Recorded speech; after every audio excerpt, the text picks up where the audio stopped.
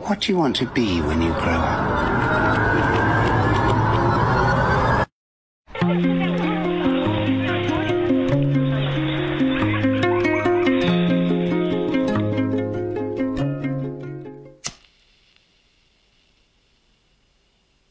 Do you remember the last time you were at rock bottom? For me, it was January 2023. 3 months into this journey, I was just fired from my first job out of college. A job that I thought was going to change my life.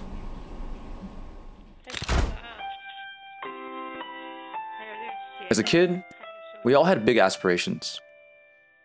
I dreamt of being an NBA player from the day I picked up a basketball at age 10. But somewhere along the way, our dreams die. And we end up spending a lot of our lives not knowing what we really want to do. And here I am, half a year out of college, feeling the same pain I did when I got cut from my high school basketball team my freshman year.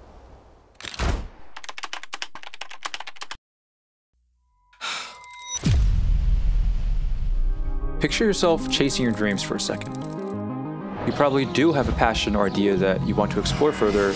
You've done your research, have some sort of plan, and all that's left is just doing it. So what's holding you back?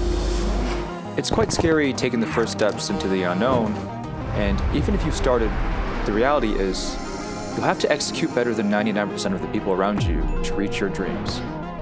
However, in a world where we're crowned for success but clowned for failure, we often let our fears get in the way of figuring out what we're really capable of. Getting fired ended up being the best thing that ever happened to me, because without these 20 days of rock bottom, I wouldn't have experienced the best year of my life.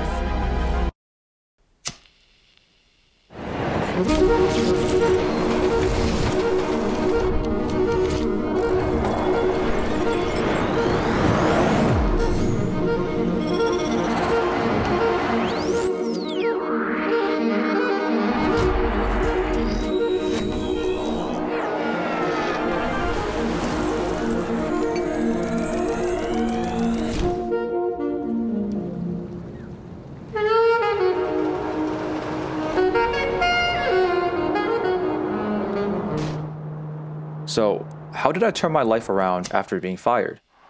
Land a project with the NFL, work on a music video with Metro Boomin, and who even am I? Let me introduce myself. Hi, I'm Justin, or better known as Shenny Visuals. I'm a 23-year-old filmmaker from Portland, currently living in Chicago. After graduating from college 2 years ago, I wanted to answer one question that's been in my head for the last few years. Could I make a living through my creative passions?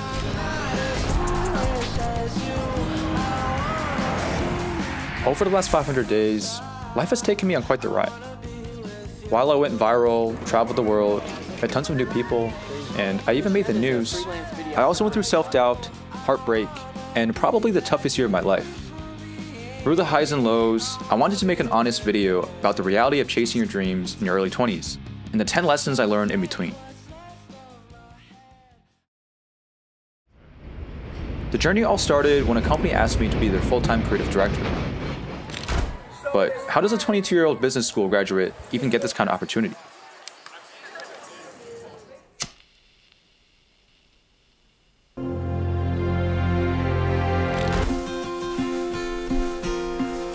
Alright, hey guys, Crazy Game here, welcome back to another episode of Minecraft. From a young age, I realized that creativity is in everyone's blood. While my NBA dreams died at age 14, I got inspired by my favorite YouTubers to make Minecraft videos, mess around with 3D animation, and learn how to video edit, with the new aspirations of becoming a famous YouTuber. As you can see, that didn't work out.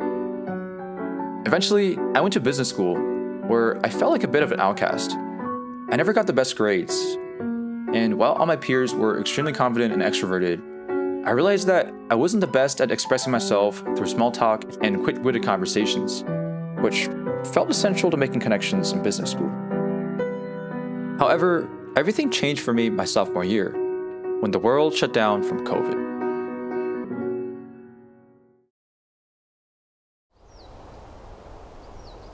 During the long periods of isolation, I found solace in looking through memories from college, which gave me the urge to edit videos again as a way to express my nostalgia.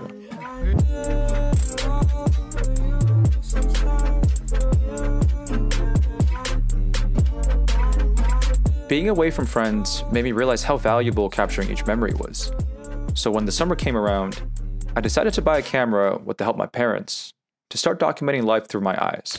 And it truly felt like love at first sight.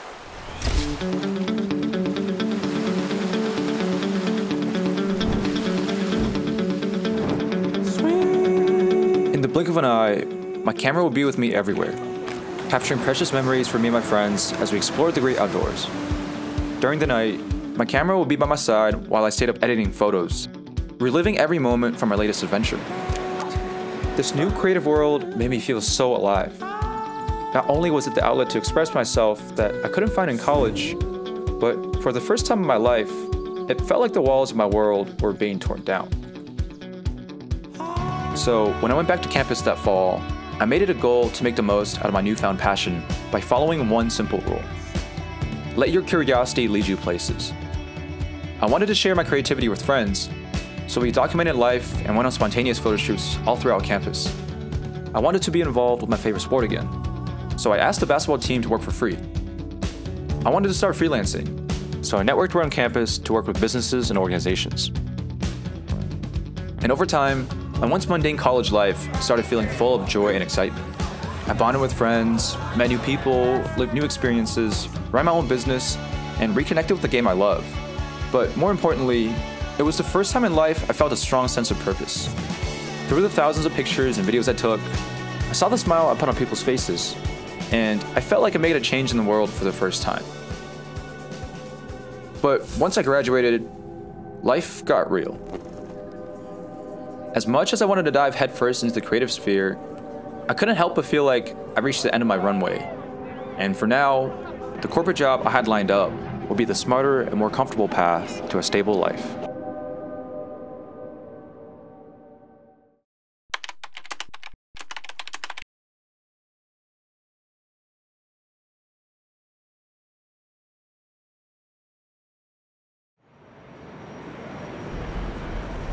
Do you ever catch yourself running for the train?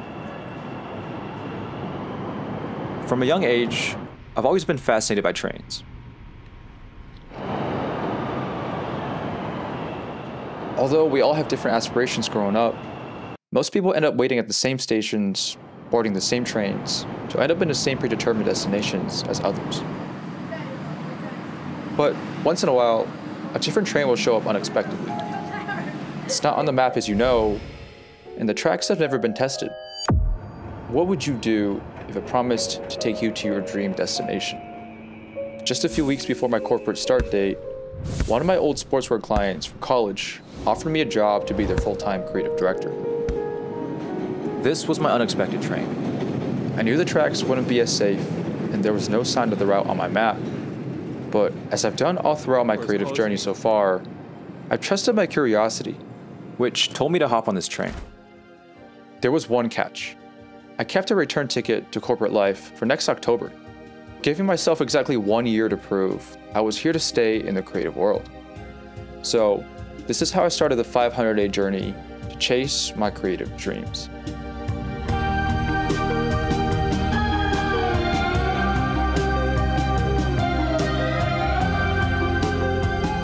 I've always wanted to live in a big city. Growing up, I was spoiled by the nature of the Pacific Northwest, but whenever I visited Chicago or New York City, I was always enamored by the energy radiated by the bustling streets and concrete abyss. Something about the possibilities felt endless here. It was the perfect place to figure out the question I've been trying to answer my whole life. Who even am I among this madness?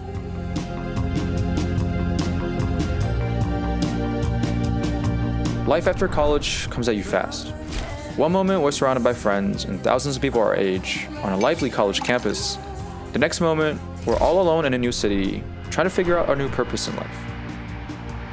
How does one feel alone in a city with millions of people? Although I was excited to start my new life, being on a different path than everyone was a lot lonelier than I thought. Not only did most of my friends not end up in Chicago, but it was hard to explain how I was struggling doing something I loved when everyone else was working a corporate job. 2 months in, it was clear that my role at the company was diminishing, and the creative freedom I was promised was taken away by office politics. And for the first time, I felt myself falling out of love with the creative game.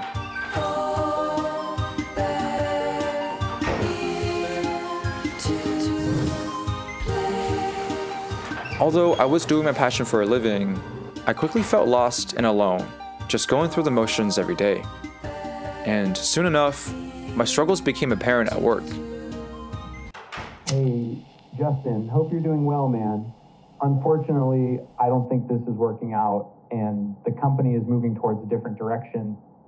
We value citizenship here at, and we no longer feel like you're a good fit here. So as of today, you're terminated from the company. You can pick up your stuff from the office next week, and I'll give you 2 weeks of severance.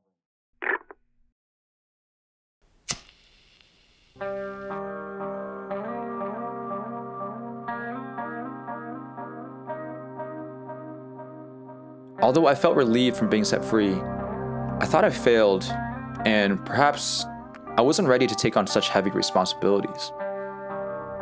But worse, for the first time since I picked up a camera, there was no creative spark left in me. See, when you spend 8 hours a day working on ideas that you have no control over, you're bound to be burnt out.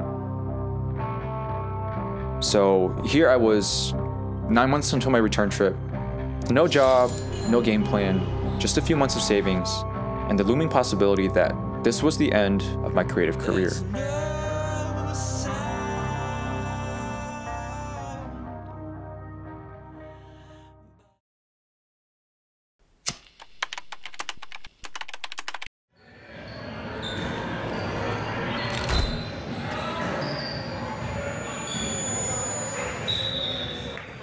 What scares you more?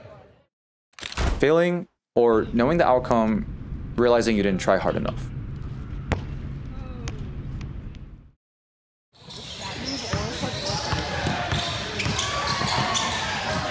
I think back a lot about why I didn't make it in basketball. While I loved the game as much as anyone, I had this terrible fear of losing, and I would always mentally crumble whenever I played against people better than me. Instead of taking my losses as a learning experience, I thought about it as failure. And I was afraid the players around me would judge me for failing over and over again. But the more I lived, the more I realized not only does everyone lose at some point, but most people don't care about your failures as much as you do. And that's when I realized the ones that truly fail are the ones that never allow themselves to. Sure, 14-year-old me could have used some more hours in the weight room or a better handle, but what he really needed was a change in perspective.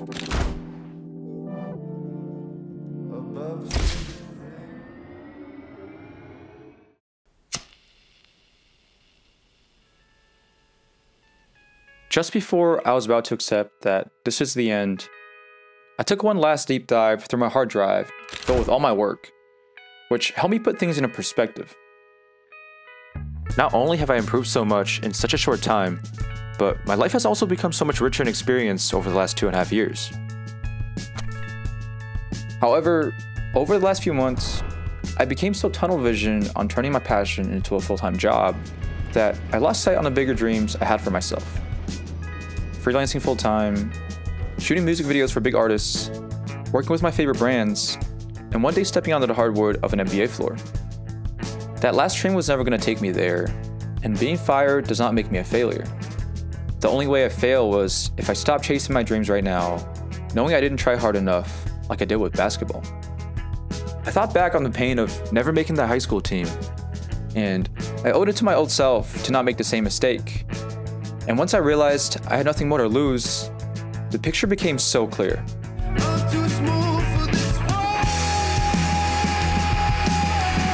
It was the perfect time to try freelancing full-time, work on my creative style, and see more of the world like I always envisioned. With 9 months left on the timer, I was determined to figure it out. And if I do take the return ticket, I was gonna leave with no regrets.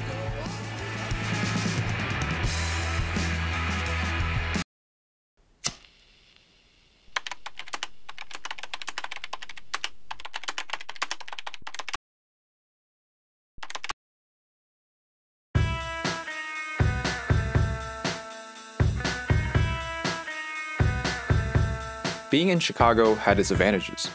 I knew it would be easier for me to stand out here compared to LA or New York.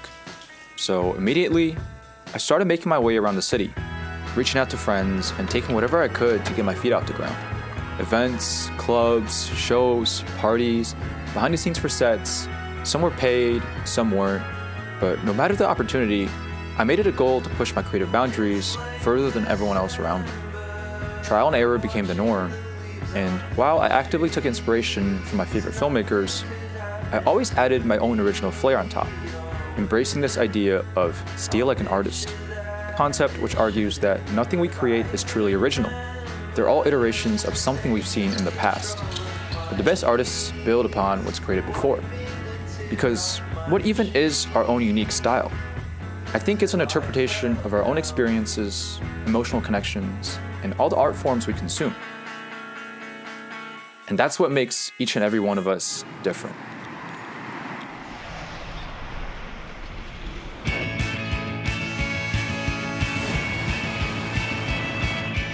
As I started posting passion projects and networking around the city, people started noticing.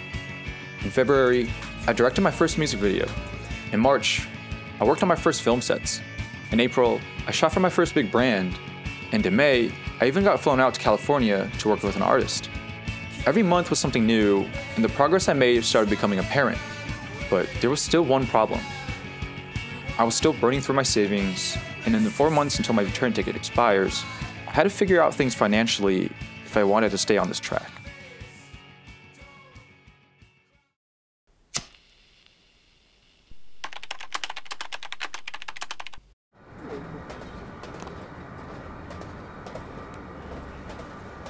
As the economy stagnated, I was told that my return ticket to corporate was delayed for another 4 months. Although I was excited for the extra time to figure things out, the reality is, as a freelancer, the fear of running out of work never goes away, and I wasn't sure if I could make it through the extra 4 months. Oh wait, I didn't turn on a digicam. Well, yeah, one more time. I took this feeling of uncertainty and channeled it into my creative style, which became a reflection of how I felt at this point in my life. I'm at the center of this chaos, constant but always changing, trying to find myself amidst this evolving world. Some might call it luck, but I think it's fate, because without this extra bit of fear from the delay, I don't know if I would have experienced the biggest moment of my career. Justin Shen is a freelance videographer and photographer here in Chicago, does some incredible work. Take a look at this video he posted on TikTok. He calls it Elements of Chicago. Take off the food, take off the couches, take off the Wi-Fi, take off the money phone, take off the car loan, take off the flex and the white house, take off the weird ass jewelry, I'ma take 3 steps and off top line, take off the fabric street. In a month, the video hit 5 million views, and for a brief 17 seconds, I felt like the whole world had their eyes on something I made. I'll give this one more try. Inspired by my fast and chaotic life in the city, Elements of Chicago would change everything for me. My once deserted inbox was filled to the brim, and every new opportunity was the reassurance I needed to know that I'm starting to be on the right path. But the best part was getting noticed by some of the directors and creators I've been heavily inspired by along this journey. Without them, I probably wouldn't be where I'm at today.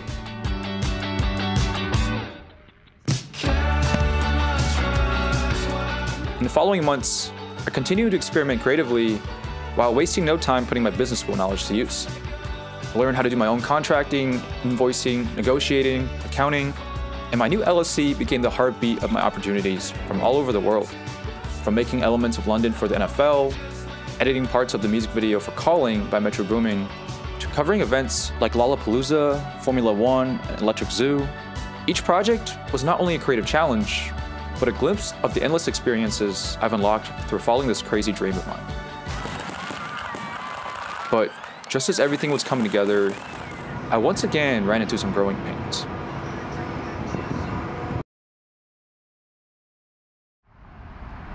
Because Elements of Chicago would be the last video I made without any expectations.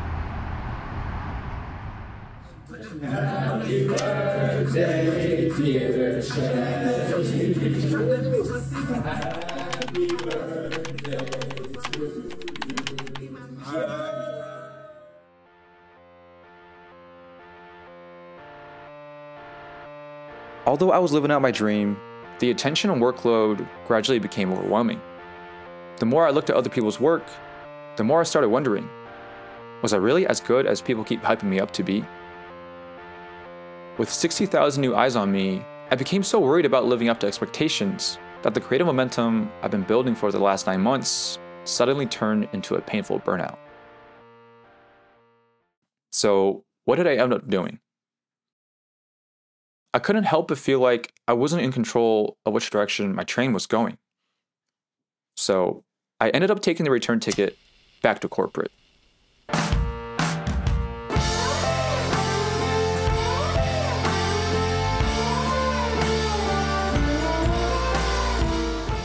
What is the purpose of life?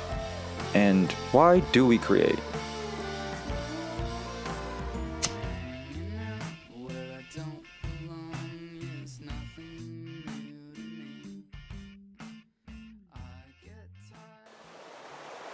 It wasn't until I stumbled upon this Japanese concept called Ikigai that I was able to grasp this heavy question. Ikigai is the intersection of what you love, what you're good at, what you can be paid for, and what the world needs. When we find our Ikigai, we find our reason to live.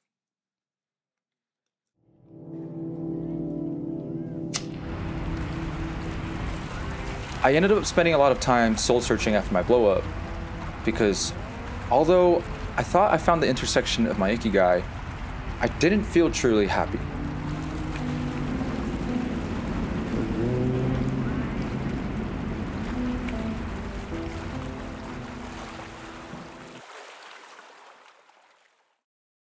In the book, The Creative Act, there's a quote that says, "The object isn't to create art, it's to be in that wonderful state that makes art inevitable."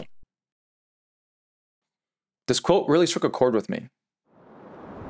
After a lot of self-reflection, I realized that for the whole journey, I've been so focused on advancing my creative career that I often neglected other important parts of my life. Eating healthy, sleeping early, catching up with friends, and just my overall well-being often took a back seat to my creative endeavors. And through this quote, I realized that Ikigai isn't actually felt directly from any of our actions. Rather, it's a result from all the subconscious decisions we make. In other words, reaching our goals can make us temporarily happy, but the trajectory of our journey is what really fulfills our purpose. So, over the last few months, I've taken a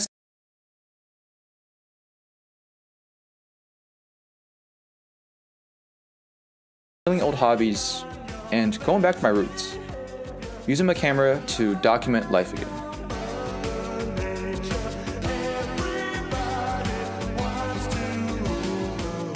So no, I didn't actually leave the creative world to go into corporate. I'm still working on creative projects, and my passion for the game is as strong as ever. In reality, I just really needed a break from all the madness. Don't get me wrong, blowing up was still the best thing that ever happened to me, but ever since I graduated, all I've really thought about was videos and art and being creative. And as much as I loved every step of it, it was hard for me to give myself a break. Corporate actually felt like the perfect place to mentally reset, learn business skills, and reconfigure the trajectory of my creative career. And turns out, helping other people drive their train helps you better see the flaws of your own. Not only is there more structure in my life, but I realized how much I actually missed being around a lot of people my age.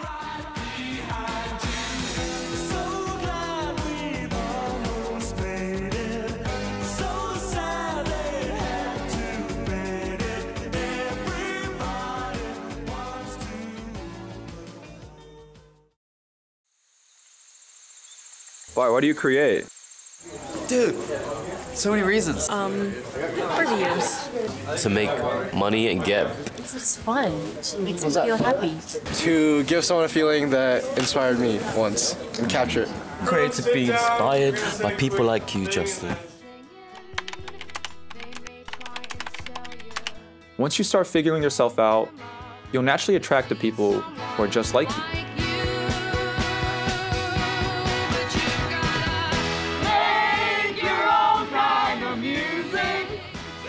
For the longest time, the loneliness from freelancing made me think that perhaps I've become more introverted as time goes on. But over the last few months, I've realized that I just haven't found the right people. Until now, when I got an invite from Creator Camp. This camp brought together 25 like-minded strangers for a week-long creative retreat. Even though we're all on different trajectories, being around these people not only gave me a level of comfort and understanding that I haven't felt on the longest journey, but also a rejuvenated sense of ambition, especially to work with more people. So, what's next for me? For now, I have the best side hustle in the world, but I don't think I'll be in corporate for very long, because I've set new dreams for myself. I still want to direct music videos with big artists and work with my favorite brands, but I also want to start a creative agency somewhere down the line, to work on more ambitious projects, but more importantly, surround myself with more like-minded creative souls. And without experiencing all these people around me at Creator Camp, I just never saw how it was all possible.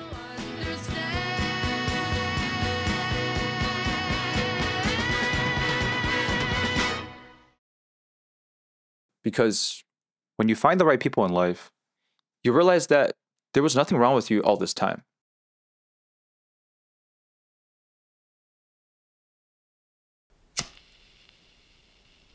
When I first started making this video 4 months ago, I wanted this journey to have a fairy tale ending like all movies do. I'd never work a 9-to-5 in my life, and I keep fulfilling my dream of working in a creative field full time. But the moment I went into consulting, I realized that there was no perfect ending. And that's okay, because not only does everyone have their own trajectory to their own goals and dreams, but this is also just the start of my journey. These past 2 years have shown me how unpredictable life can be. And I think as long as we're willing to embrace the unknown and make the most out of every stage in life, then we'll be surprised with whatever result life brings us. Because in retrospect, the real happiness I found this year wasn't from the views or followers or even the cool projects, but rather overcoming a lot of my fears to discover who I am and finally do all the things I always wanted to. I changed my hair for the first time in my life, I got closer with my family and especially my sister, and I grew out of my shell to find people in different cities that will probably be my lifelong friends. So I hope my story can inspire you to seek out the answers to your own questions, because we really don't have forever. You live our 20s once, and you'll learn so much more about life and yourself through a difficult path than whatever happens on an easy one. And what's life without figuring out what we're truly capable of?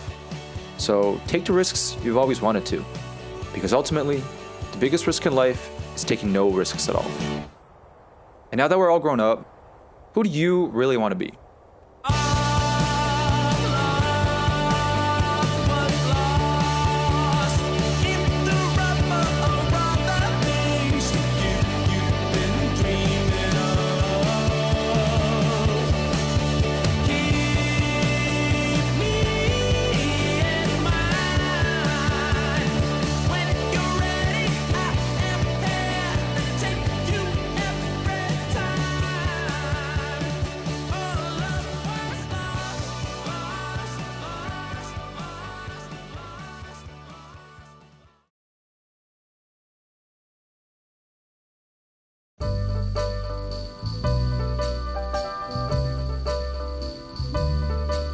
There's so many different signs, buildings. We can just, if you go on his account, you can see his timeline, his editing timeline, which is just wild. He says he didn't even pick up a camera for the first time until 2020. So this is a newish hobby for him, photography and videography. You can follow him on TikTok at Shenny Visuals. Party's not over 'cause the liquor Talent, just unbelievable. What's cool is that it keeps moving fast, but you can still kind of see what's going on. Right, exactly. Unlike the old MTV music videos where random shots are going by so quick you didn't know what was going on. Camera flying around like this. This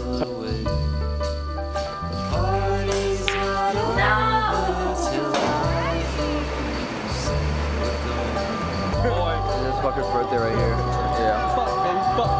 Yeah, where are we? Birthday, baby. Fuck, baby. Fuck.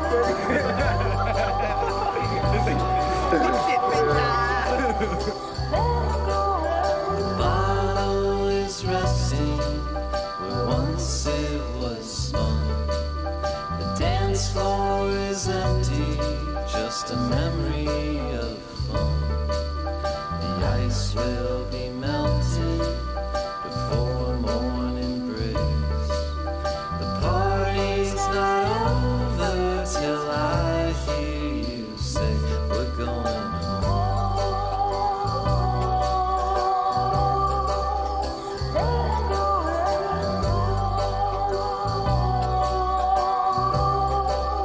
Tonight's gonna be an anarchy. We're gonna take over the city. Oh, my middle name is Kai Chung, actually. That's the middle name. His middle name's Kai Chung.